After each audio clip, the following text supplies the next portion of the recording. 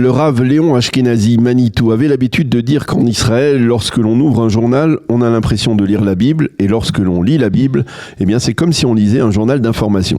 Manitou avait raison, mais jamais il n'aurait pu lui-même imaginer à quel point l'histoire et l'actualité se sont imbriquées l'une dans l'autre durant cette semaine que nous sommes en train de vivre.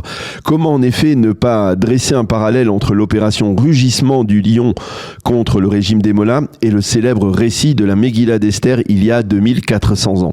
Comment ne pas comparer le sort d'Ali Khamenei à celui du premier ministre perse Haman qui a fini pendu sur une potence? Comment ne pas voir des traits communs entre le fantasque roi Assuérus et l'imprévisible président américain Donald Trump?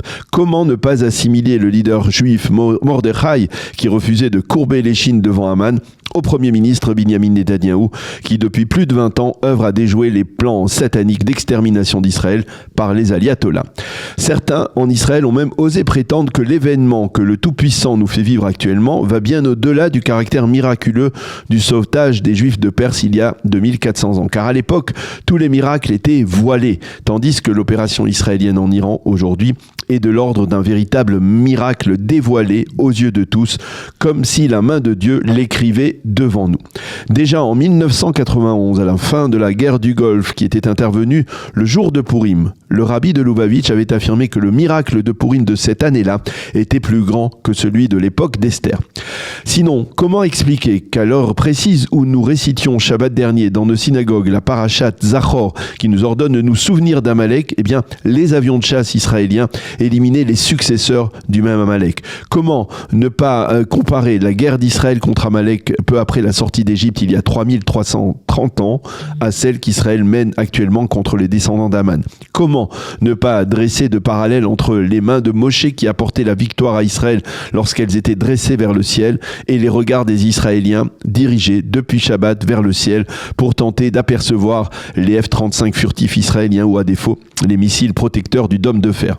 Cela ne fait aucun doute, Pourim 5786 restera gravé dans la mémoire collective d'Israël comme la fête où le sort de l'État juif s'est retourné, la période au cours de laquelle le pouvoir infâme des ayatollahs qui ont œuvré sans relâche à l'extermination de l'État d'Israël a été définitivement précipité dans les oubliettes de l'histoire, et la période où l'État d'Israël, vilipendé depuis 3 ans par l'ensemble des nations, est devenu le seul pays au monde, aux côtés de la superpuissance américaine, à voler au secours d'un peuple iranien opprimé depuis 37 ans et épris de liberté. Un peuple iranien qui, cette semaine, a su remercier Bibi Netanyahou en scandant son nom au balcon des immeubles de Téhéran. Il faut désormais espérer que le sort que les armées israéliennes et américaines réservent aux descendants d'Aman dissuadera les antisémites de tout plan de planifier les nouveaux projets d'extermination contre Israël. Il n'est pas certain que cela se produise, mais c'est plus probable aujourd'hui que la semaine dernière.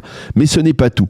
Lorsque tout cela sera terminé, lorsque le peuple iranien se sera doté des leaders de son choix, eh bien il faut espérer, là encore sans trop y croire, que le monde libre aura le courage de venir à Jérusalem pour demander pardon à cet État d'Israël qu'il a injustement mis au banc des nations pendant les 2 dernières années et qu'il a accusé de génocide et de massacre d'enfants palestiniens. Car en chassant les mollahs du pouvoir, Israël a fait le sale boulot que l'Occident se refusait à faire depuis trop longtemps, par poltronnerie ou par hypocrisie. Il faut espérer, sans trop y croire, que l'Occident comprendra qu'il n'y a désormais qu'une seule et même trame qui, après le 7 octobre, guide les dirigeants d'Israël. Celle qui consiste à définir le mal absolu avant de le détruire sans hésitation. Car c'est ainsi qu'Israël pourra vivre librement et propager le bien et les valeurs morales et enfin réaliser son destin.